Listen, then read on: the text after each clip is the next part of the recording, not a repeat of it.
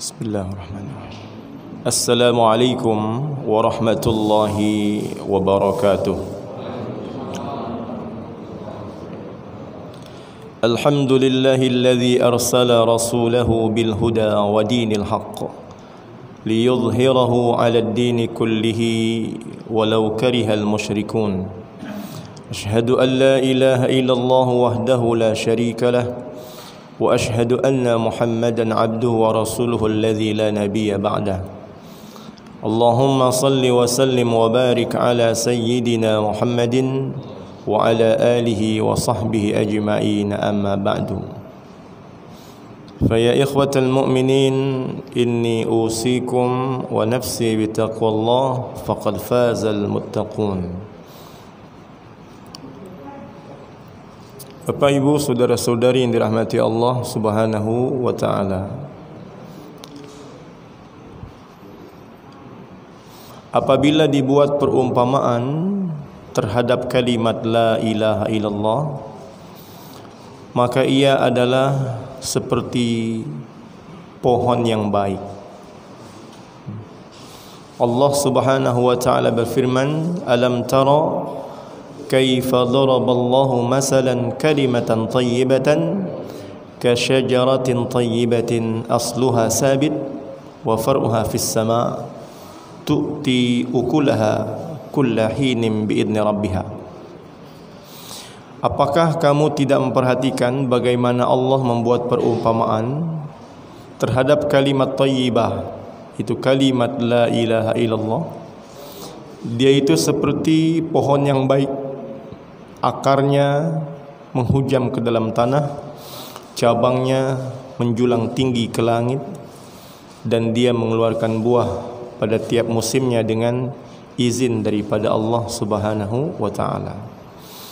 Artinya kalimat thayyibah, kalimat la ilaha illallah adalah sesuatu yang tumbuh, ya. Tetapi di sisi yang lain, kita juga enggak boleh lupa bahwa Nabi juga buat perumpamaan terhadap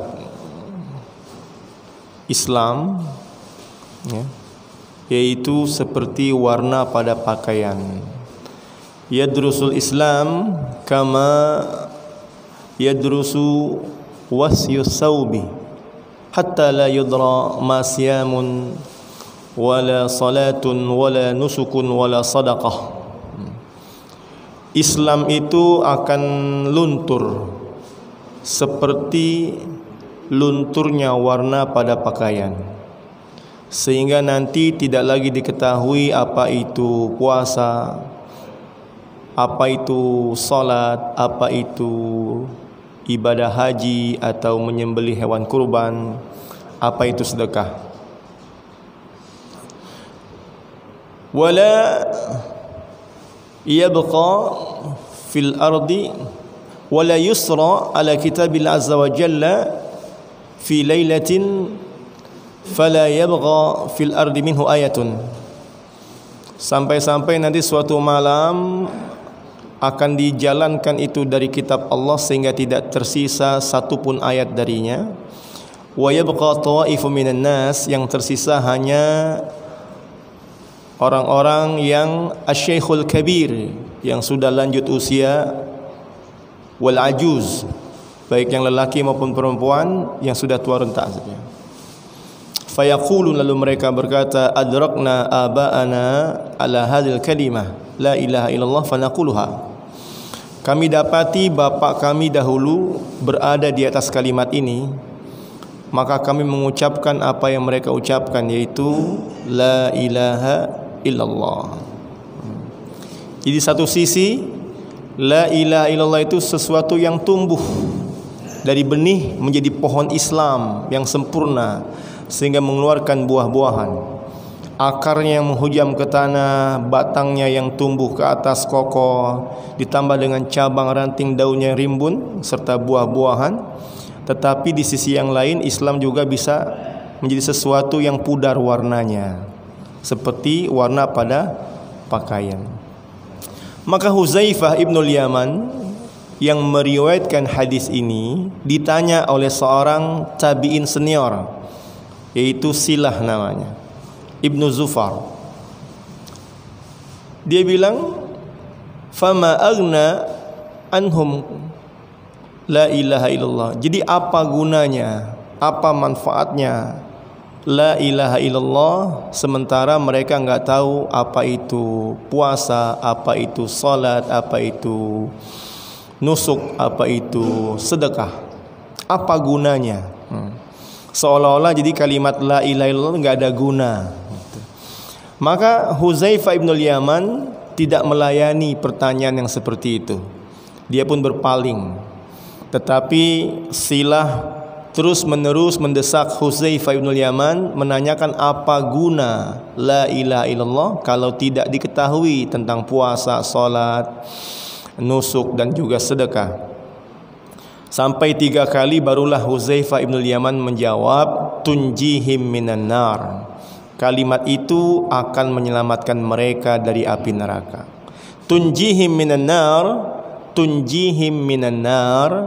3 kali dijawab oleh Hudzaifah bin Yaman sebagai pertanyaan yang diajukan selama 3 kali juga. Saudara-saudara yang dirahmati Allah Subhanahu wa taala, jadi kalimat la ilaha illallah itu akan menyelamatkan pengucapnya dari api neraka. Nabi Muhammad sallallahu alaihi wasallam juga menegaskan tentang itu. Beliau bercerita dengan para sahabat tentang suatu peristiwa yang belum lagi terjadi tetapi sudah tercatat dalam tulisan, bahwa idza ijtama'a ahlun nar fin nar, apabila penghuni neraka sudah berkumpul di dalam neraka, ternyata di sana ada min ahlil kiblah, ada orang Islam di dalam neraka itu. Maka orang-orang kafir berkata kepada orang Islam yang ada di neraka, fama aghna ankum qaulukum la ilaha illallah. Enggak ada gunanya ucapan kalian la ilaha illallah sementara kalian bersama kami di dalam neraka. Jadi orang kafir itu ternyata tidak cukup merendahkan kalimat la ilaha illallah di dunia, mereka pun tetap masih merendahkan kalimat itu di akhirat dengan mengatakan, hai orang Islam, enggak ada guna kalimat la ilaha illallah yang kalian ucapkan itu. Fama aghna ankum qaulukum la ilaha illallah wa antum sirtum ma'ana finnar. Tetapi orang Islam adalah orang-orang yang memuliakan kalimat itu sejak daripada dunia sampai dengan akhirat. Maka mereka dengan jujur mengatakan, kanat lana zunubun fa ukhidna biha. Kami ini oknum. Ya, jangan salahkan Islamnya. Jangan salahkan kalimat la ilaha illallah tiada guna. Kami di neraka ini bukan karena kalimat la ilaha illallah, tetapi kami di neraka kanat lana zunub, karena kami banyak buat dosa, fa ukhidna biha, karena dosa itulah kami dimasukkan ke dalam neraka. Jadi satu kondisi yang bertolak belakang, ya. Orang Islam dia adalah orang yang mengagungkan kalimat la ilaha illallah. Dia tidak akan biarkan seorang pun merendahkan kalimat itu. Dengan jujur dia katakan, kami di neraka bukan karena Islam kami, bukan karena kalimat la ilaha illallah, tapi karena dosa-dosa. Maka dalam Islam itu, ya, ada kontrol, ada roja, ada khauf, ada harapan, ada rasa takut, sehingga orang akan dikontrol dengan harapan dan cemas rasa takut, ya. Bukan berarti seperti agama yang lain, mungkin dia mengatakan setiap kali yang masuk dalam agamanya dia akan sudah ditebus dosanya, ya. Sehingga kalau merasa sudah ditebus dosanya, dia merasa bebas untuk berbuat dosa. Tapi dalam Islam konsepnya adalah kamu berhak mendapatkan harapan dari kalimat la ilaha illallah, masuk dalam surga, tapi ingat, dosa-dosamu bisa menjerumuskanmu ke dalam neraka. Kanat lana zunubun fa ukhidna biha. Karena orang Islam itu mengagungkan kalimat la ilaha illallah, maka Allah pun memuliakan mereka. dan karena orang kafir merendahkan kalimat la ilaha illallah fayaghdabullahu alaihim. Nabi mengatakan Allah murka mendengar ucapan orang kafir yang merendahkan kalimat la ilaha illallah, dan Allah senang mendengar kalimat orang Islam yang mengagungkan kalimat la ilaha illallah. Fayukhriyuhum minan nar, maka orang-orang Islam diangkat, dimaafkan dosa dan kesalahannya, diangkat dari neraka, dimasukkan ke dalam surga. Nah, disitulah orang-orang kafir menyesal karena sudah merendahkan kalimat la ilaha illallah, tidak mau mengucap di dunia, ditambah tetap merendahkan di akhirat. Nabi membaca ayat a'udzubillahi minasyaitonirrajim, bismillahirrahmanirrahim, alif lam ra, tilka ayatul kitabi wa qur'anin mubin, rubama yawaddu alladhina kafaru law kanu muslimin. Alif lam ra, tilka ayatul kitabi, itulah ayat-ayat Al-Quran, wa Qur'ani mubin, dan bacaan yang memberikan penjelasan. Rubama yawaddul ladzina kafaru law kanu muslimin. Orang-orang kafir seringkali berharap, menyesal penuh dengan harapan, seandainya mereka dahulu muslimin, menjadi orang-orang Islam yang mengucap kalimat la ilaha illallah. Saudara-saudara yang dirahmati Allah Subhanahu wa ta'ala, maka kalimat la ilaha illallah ini yang sudah kita ucap, ya, yang sudah kita taruh benihnya dalam hati, jangan sampai lepas, jangan sampai hilang. Dan kalau dia diibaratkan seperti harta emas atau perhiasan, maka dia harus dilapisi penjagaannya dengan beberapa lapisan. Kalau kita simpan dia dalam rumah, pastikan rumah itu berpintu dan dikunci pintunya, karena pencuri akan sulit mengambil kecuali harus menerobos dulu pintu masuknya. Kalau kita kunci, ada pintunya, dia akan kesulitan. Dan rumah itu juga harus dikasih gerbang, ya. Gerbang dikunci, ya, supaya ada lapisan kedua. Dan gerbang itu juga dilapisi dengan portal di komplek kita dengan security-nya, sehingga ada lapisan ketiga. Jadi ibaratnya kalimat la ilaha illallah itu harus dijaga, ya. Dengan apa? Pertama, dengan kewajiban-kewajiban, kefarduan-kefarduan. Ya, salat wajib 5 waktu, ya, bukan 3 waktu, ya, 5 waktu salat wajibnya. Kemudian puasa wajib di bulan Ramadan, kemudian zakatnya ketika penuh nisab dan haulnya, kemudian pergi haji dan umroh seumur hidup 1 kali minimal. Ini merupakan pintu rumah untuk menjaga kalimat la ilaha illallah agar tidak dicuri oleh syaitan. Kemudian ada gerbangnya, yaitu sunnah-sunnah. Bukan hanya salat 5 waktu yang wajib, ada sunnah qabliyah, ba'diyah, ada sunnah duha, tahajud, witir, dan sebagainya. Puasa juga demikian, bukan hanya puasa wajib di bulan Ramadan, ada Senin Kamis, ada Ayyamul Bid, dan yang lain-lainnya. Kemudian sedekah juga ada sedekah wajibah, ada sedekah sunnah. Jadi amalkan yang sunnah-sunnah itu seperti memasang gerbang untuk lapisan kedua bagi harta yang kita simpan di dalam rumah kita. Dan yang ketiga adalah adab-adab. Di portal di komplek kita itu bagaikan adab. Kalau lengkap penjagaannya, yang wajib dikerjakan, yang sunnah dikerjakan, ditambah dengan yang adab-adab dikerjakan, maka kalimat la ilaha illallah itu akan senantiasa terjaga di dalam diri kita. Nah, saudara-saudara yang dirahmati Allah Subhanahu wa taala, oleh karena itu di antara pelajaran yang penting adalah pelajaran adab-adab.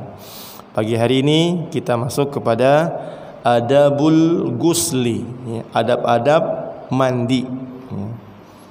Adab-adab mandi. Yang pertama, ya, at-tasmiyatu inda khal'i thiyab, ya, membaca bismillah ketika melepas pakaian. Adabnya pertama adalah, ya, membaca bismillah ketika melepas pakaian. Rawat Tabrani wa huwa hasanun bi syawahidihi. Imam At-Tabarani meriwayatkan hadis dan status hadis ini hasan berdasarkan syawahid hadis-hadis yang lain yang menguatkannya. An Anas bin Malik radhiyallahu anhu, dari Anas bin Malik radhiyallahu an, anna Rasulullah sallallahu alaihi wasallam qala, bersabda, satru ma baina ayunil jin wa aurati bani adama, penutup antara pandangan jin dan aurat manusia, idza dakhala ahaduhumul khala, apabila mereka masuk ke dalam kamar mandi, ayyakula adalah mengucap bismillah.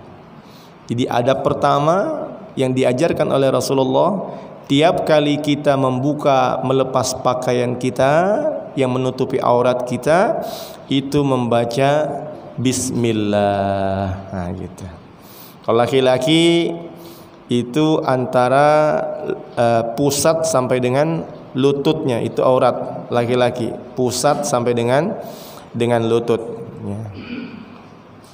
Jadi bapak-bapak yang suka olahraga, bermain bola ataupun main tenis, ya, pastikan dia tidak menghilangkan adab-adabnya, yaitu tetap memakai pakaian yang menutup auratnya, yaitu dari pusat sampai dengan lututnya. Karena kadang-kadang kita lebih sensitif bicara aurat tuh perempuan, sehingga mereka pun tersinggung. Emang laki-laki nggak ada auratnya? Ada juga laki-laki auratnya, yaitu dari pusat sampai dengan lututnya. Jadi kalau yang suka jogging, jalan pagi, ya, mungkin stylenya dia taunya pakai sepatu, kaos kaki, celana pendek di atas lutut. Pakai aja training, celana panjang, itu lebih bisa menjalankan adab-adab Islam, yaitu menutup aurat bagi laki-laki dari pusat sampai dengan lututnya. Saudara-saudara yang dirahmati Allah Subhanahu wa taala, jadi penutup antara pandangan mata jin dan aurat manusia jika dia masuk ke kamar mandi adalah mengucapkan bismillah. Kemudian yang kedua, satu ilmu yang mesti kita pahami adalah aurat itu tidak boleh dibuka kecuali di hadapan istri saja. Satrul aurati illa min zaujatika, ya. Jadi menutup aurat kepada semua orang kecuali kepada istrimu. Kalau dengan istri, aurat itu boleh dibuka. Rawal Imamu Ahmadu bi sanadin hasan an Bahz bin Hakim an abihi an jaddihi radhiyallahu anhu qala, qultu ya Rasulullah, wahai Rasulullah, auratuna ma na'ti minha wa ma nazar. Aurat kita mana yang boleh ditunjukkan, mana yang tidak boleh ditunjukkan. Qala, Nabi bersabda, ihfaz aurataka, jagalah auratmu, illa min zaujatika, kecuali dari istrimu. Aw ma malakat yaminu. Qultu ara'aita in kana al-qaum ba'duhum fi ba'din, qala in istata'ta alla yaraha ahadun fala yaraha.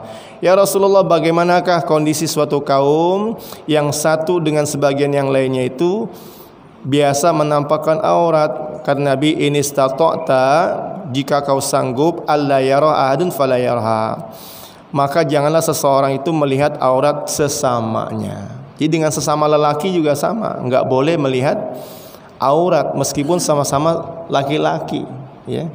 Nah, gitu. Nah, saudara-saudara yang dirahmati Allah Subhanahu wa taala, kadang-kadang kita menganggap aurat itu antara laki dengan perempuan, sangat sensitif, padahal laki-laki dengan laki-laki itu juga sama, tidak boleh memandang aurat yang satu dengan aurat yang lainnya. Qultu ara'aita in kana ahaduna khalian, ya Rasulullah, bagaimana kalau kita lagi sendirian?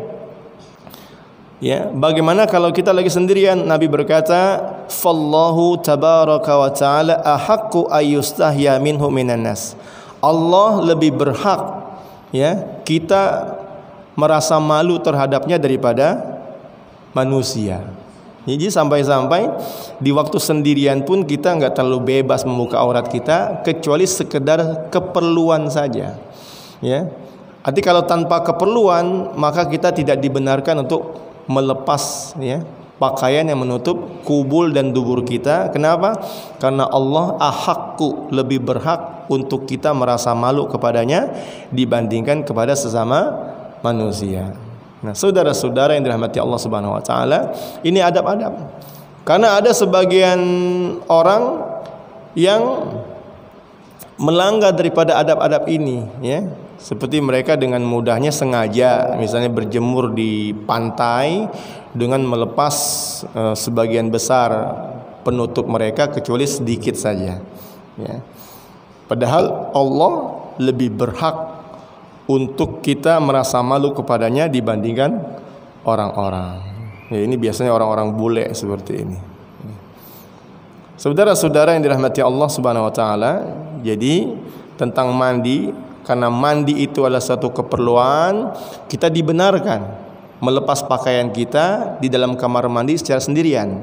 Tetapi sebenarnya orang-orang yang waro, ya, dia tidak membuka sepenuhnya meskipun di dalam kamar mandi. Di antara kelakuan para alim ulama adalah mereka dengan memakai kain basahan, tetap memakai kain basahan meskipun mereka sedang mandi di dalam kamar mandinya sendiri. Atau di antara mereka tidak mandi dengan berdiri, tapi dengan cara mandi dengan jongkok, karena lebih bisa menutup kepada aurat. Meskipun bajunya dilepas, tapi mereka jongkok sehingga aurat itu tertutup. Kalau perempuan memakai kain basahan. Kalau zaman sekarang, kalau kamar mandi itu ada lampunya, dia padamkan lampunya itu. Nah, saudara-saudara yang dirahmati Allah Subhanahu wa taala, karena dia lebih menutup kepada aurat meskipun pakaiannya dibuka, tetapi dia tertutup dengan padamnya lampu atau tertutup dengan cara dia duduk tidak mandi dalam keadaan berdiri. Fallahu ahaqqu ayyustahya minhu minan nas, ya. Kemudian yang ketiga adalah ghaddul basar an auratil akharin. Menundukkan pandangan, tidak melihat kepada aurat orang lain. Adabnya adalah menundukkan pandangan, tidak menutup kepada aurat, tidak memandang kepada aurat orang lain.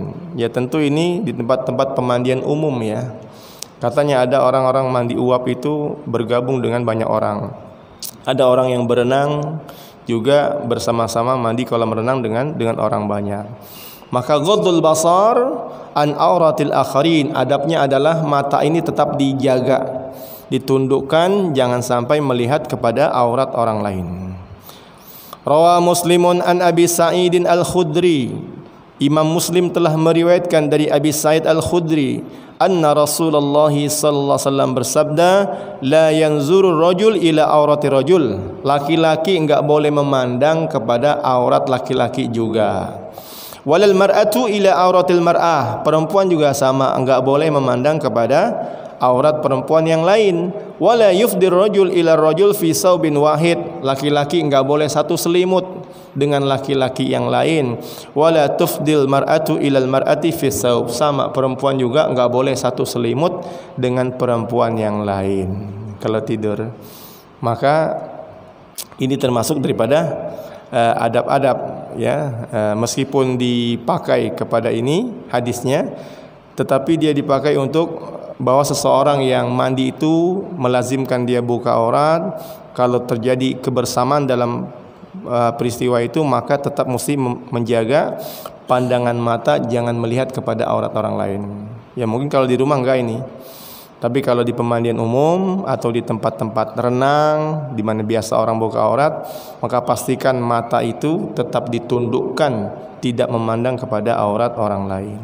Yang keempat, adamul israf fil ma', tidak mubazir dalam menggunakan air, tidak berlebih-lebihan dalam menggunakan air. Adamul israfi fil ma'i. Qala ta'ala, yang Maha Tinggi berfirman, wala tubazzir tabzira, jangan kalian melakukan perbuatan boros atau mubazir.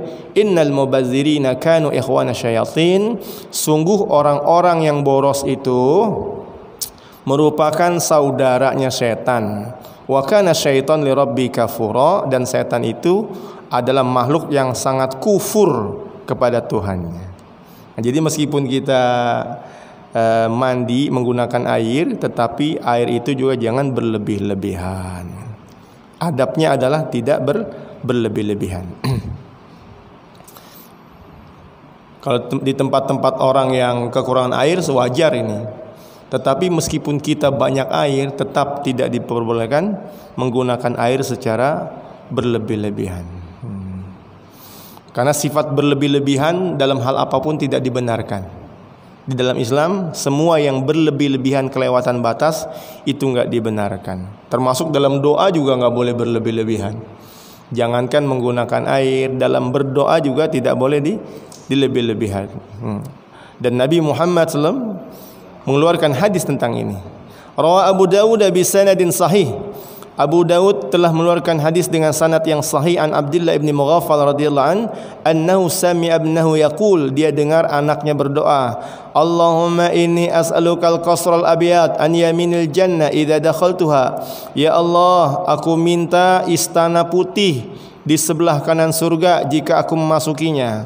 Maka dia menjawab, ai bunaya, wahai anakku, salillahal jannata, mintalah surga itu secara umum, tidak mendetil, wa ta'awaz bihi minan nar, berlindunglah dari neraka. Fa inni sami'tu Rasulullah SAW yaqul, bersabda, innahu sayakunu fi hadil ummah qaumun ya'taduna fit tahur wad du'a.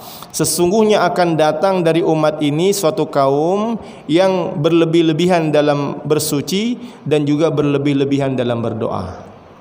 Jadi semua yang berlebih-lebihan itu tidak dibenarkan, baik dalam bersuci menggunakan air ataupun dalam berdoa. Minta surga sampai nyebutin istananya warna putih, adanya di sebelah kanan, itu udah berlebih-lebihan dalam pandangan Abdullah bin Mughaffal. Karena minta surga aja. Seperti kita katakan, Allahumma inni as'alukal jannata, Allahumma inni as'aluka ridhaka wal jannata wa na'udzubika min sakhatika wan nar. Secara umum minta surga ya surga. Tidak sampai detil dia minta sampai istananya warna putih lah, kemudian ada di sebelah kanan lah, tidak. Secara umum saja berdoa. Yang kelima, ittiba'ul ghusl syar'i.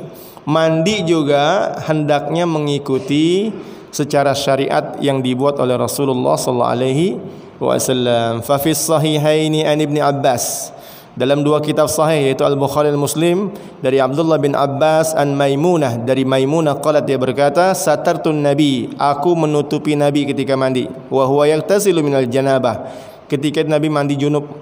Fa ghassala yadayhi, pertama-tama Nabi ketika mandi junub pertama-tama adalah mencuci kedua tangannya. Yang pertama dibuat Nabi ketika itu mandi yaitu mencuci kedua tangan. Summa sabba biyaminihi, kemudian Nabi pakai tangan kanan untuk mengambil air, dituangkan ala shimalihi, ke tangan kirinya, faghasala farjahu, kemudian tangan kiri itulah digunakan untuk membersihkan kubul dan dubur. Wa ma asabahu, dan apa saja yang terkena ya dengan najis atau kotoran. Summa masa biyadihi alal haid, kemudian setelah cebok ya, maka Nabi membersihkan tangannya waktu itu dengan menggosoknya ke tembok atau ke lantai. Lantainya kan tanah atau pasir, tembok juga sama. Kalau zaman sekarang pakai sabun gitu ya. Kemudian summa tawaddu'a wudu li shalah, Nabi mengambil air wudu seperti wudu untuk mengerjakan salat. Ghaira rijlaihi, hanya saja untuk kedua kakinya dipending, enggak dikerjain. Wudu seperti mau salat, tapi kecuali untuk kakinya dibelakangin nanti.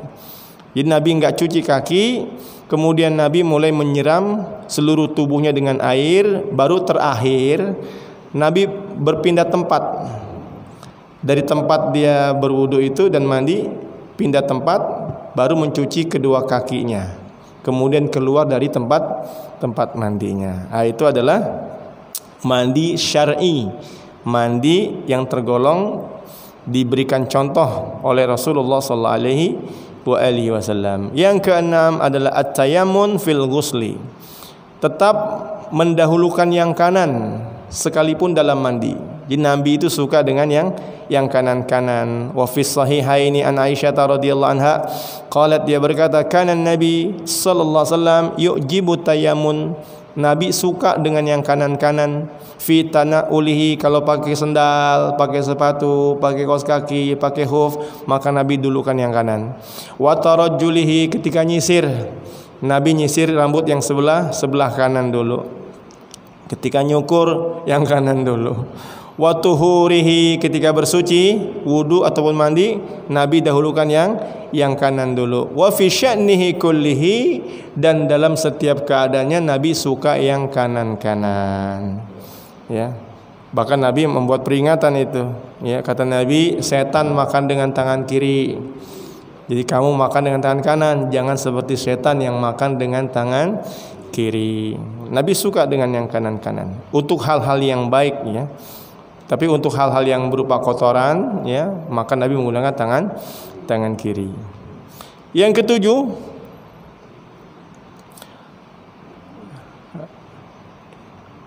saya loncat yang ke-8. Yang ketujuh itu tentang perempuan yang sudah suci dari haid. Sebelum dia mandi, maka dia terlebih dahulu membersihkan tempat kotoran itu dengan cara memberikan misik, ya, minyak wangi, ya, gitu. Untuk perempuan. Karena laki-laki saya lewatin aja. Yang ke-8, al-hirsu ala ghuslil jum'ah. Ya, terkait dengan mandi, Nabi lebih memberikan perhatian kepada hari Jumat. Hari Jumat punya kekuatan untuk masalah mandi, yaitu al-hirsu ala ghuslil jum'ah. Kata Nabi, al-ghuslu yaumal jum'ati wajibun ala kulli muhtalimin. Mandi pada hari Jumat itu suatu kewajiban atas setiap orang yang sudah balik. Kemudian Imam Bukhari meriwayatkan hadis, anna Rasulullah sallallahu alaihi wasallam qala, idza jaa ahadukum al-jum'ata falyaghtasil. Jika datang salah seorang dari kalian pada hari Jumat, maka mandilah terlebih dahulu, karena dia akan berkumpul dengan banyak orang, maka enggak pantas seorang itu membawa bau-bauan, maka dia diharuskan mandi terlebih dahulu.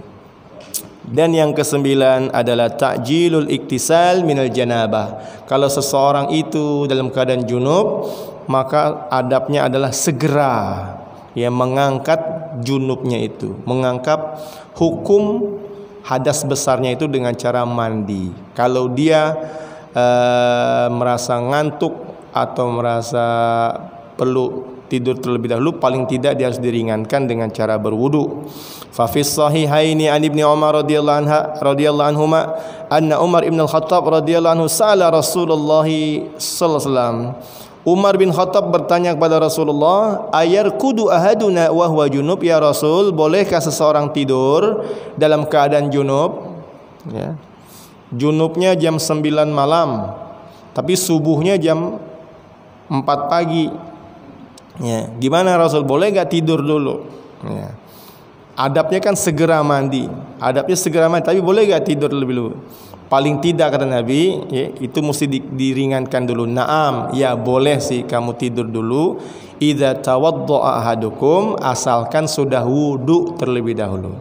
Artinya sudah dibersihkan dulu kubul duburnya, kemudian berwudu, falyarkud, baru tidurlah wa huwa junub, dalam keadaan junub. Jadi menunjukkan bahwa mandi junub itu adabnya segera. Tetapi kalau memang ada waktu yang panjang, paling tidak dia diringankan terlebih dahulu. Misalnya, idza arada ayyakula aw yanam, jika seseorang itu junub dan dia ingin makan atau ingin tidur, maka berwudulah seperti wudu dia mau mengerjakan salat. Jadi untuk makan saja, ya, dia mesti meringankan hadas junubnya itu dengan cara mengerjakan wudu terlebih dahulu. Saudara-saudara yang dirahmati Allah Subhanahu wa taala, itu adalah adab-adab daripada mandi yang berdasarkan hadis-hadis sahih dari Rasulullah sallallahu alaihi wasallam. Maka saya ingin mengatakan bahwa amal itu enggak cukup tanpa disertai dengan adab dan sifat-sifat. Amal enggak cukup mendatangkan keridhaan Allah kalau tidak disertai dengan adab-adab dan sifat-sifat. Misal, 2 anak Nabi Adam, yang satu Qabil, yang satu Habil, ya, sama-sama berkorban, ya. Idz qarraba, Al-Quran menyebutkan kedua-duanya qarraba, berkorban. Yang satu berkorban menggunakan kambing yang gemuk, yang satu berkorban menggunakan sayur-sayuran dan buah-buahan. Idz qarraba, arti sama-sama berkorban waktu idz qarraba. Tetapi kenapa yang satu diterima korbannya, yang satu tidak diterima? Ternyata jawabannya apa? Jawabannya innama yataqabbalullahu minal muttaqin. Sesungguhnya yang diterima itu hanya dari orang yang punya sifat takwa. Korbannya karena Allah, bukan karena hasud, bukan karena saing-saingan. Karena waktu itu keduanya itu berkorban dalam rangka ada motivasi ingin mendapatkan calon istri yang lebih cantik. Kalau Habil ikhlas karena Allah, kalau Qabil dia punya motivasi untuk mendapatkan istri yang lebih cantik. Karena dia dengki, hasad, marah dengan Habil, maka dia pun ditolak korbannya oleh Allah Subhanahu wa taala. Kemudian misalnya salat. Di zaman Nabi bukan hanya orang beriman yang salat, orang munafik juga salat. Hanya saja mereka salatnya itu zuhur dan asar di waktu yang terang, yang kelihatan orang. Maghrib udah mulai redup, mulai berkurang. Isya dan subuh sama sekali nggak datang dan nggak sholat ya, sama sekali nggak sholat, nggak datang dan nggak sholat. Jadi Allah mengatakan bahwa innal munafiqin yukhadi'un Allah wa huwa khadi'uhum wa idza qamu ila sholati qamu kusala. Orang munafik coba-coba menipu Allah. Itu dengan cara apa? Jika sholat dia itu qamu kusala, malas-malasan sholatnya itu. Yuraunan nas, dan mereka ingin dilihat, ya, ingin dilihat. Kalau zuhur kelihatan orang dia sholat, asar kelihatan orang dia sholat, tapi maghrib udah mulai sedikit, isya gelap, subuh gelap, dipikir Nabi nggak tahu, maka dia tidak datang dan tidak mengerjakan sholat. Wala yazkurunallaha illa qalila, dan tidak berzikir kecuali sedikit saja, yaitu ketika takbir Allahu Akbar dan ketika salam. Tapi tengah-tengah itu mereka nggak ada zikir kepada Allah Subhanahu wa taala. Wala yazkurunallaha illa qalila. Muzabzabin baina zalika la ilaha ula wa la ilaha ula, ya. Mereka itu plin-plan. Dibilang salat, emang badannya gerak-gerak, gerakan salat, tapi jiwanya nggak ada, ruhnya nggak ada. Tetapi dibilang nggak salat, emang badannya salat. Muzabzabin. Jadi membingungkan orang munafik itu. Dibilang salat nggak salat, dibilang nggak salat tapi dia hadir. Muzabzabin baina zalika la ilaha wa la ilaha ula. Jadi berkorban, salat itu amal yang diridhoi oleh Allah Subhanahu wa taala, tetapi ketika disertai dengan sifat-sifat yang buruk, ya, tata cara yang jelek, adab yang jelek, dia tidak mendatangkan keridhaan Allah Subhanahu wa taala.